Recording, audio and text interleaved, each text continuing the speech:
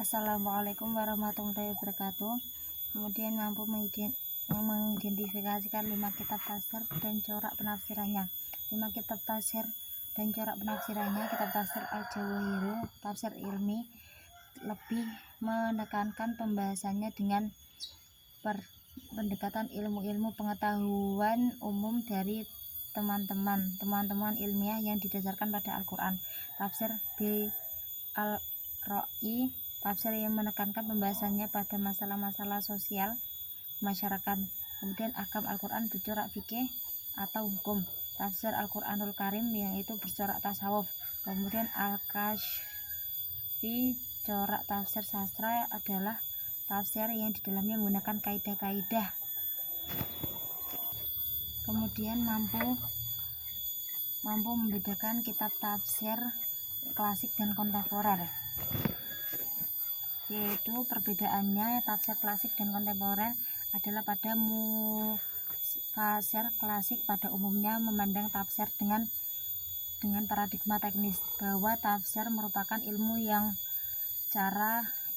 mengkaji tentang teknis dan cara mengucapkan lafal Al-Quran.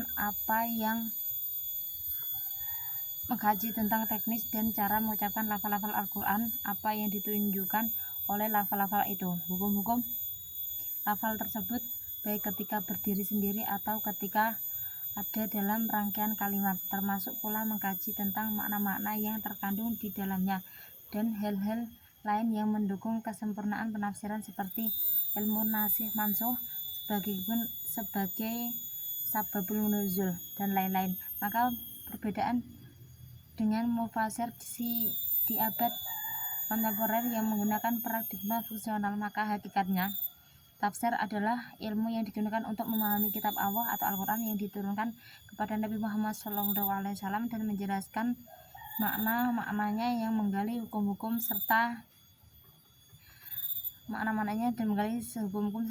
hikmah yang ada di dalamnya, sehingga Al-Quran itu dapat benar-benar berfungsi sebagai petunjuk bagi manusia, dan di mana ilmu bahasa sebagai dasar pijakannya kutubu sitah adalah karakteristiknya.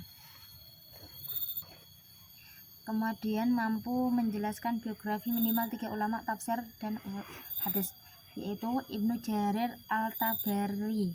Nama lengkap dari Abu Ja'far Muhammad bin Jarir At-Tabari, dilahirkan di Tabratan pada tahun 224 Hijriah atau 839 Masehi dan wafat di Baghdad tahun 310 Hijriah atau 932 Masehi.